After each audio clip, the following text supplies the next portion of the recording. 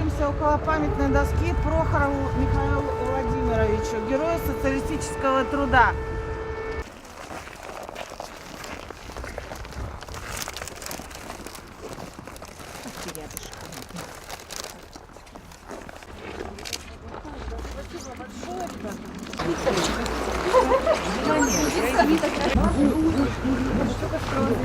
Надо было с ним ходить.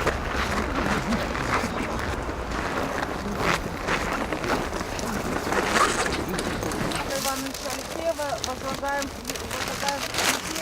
от депутата Государственного совета Криворовского Александра.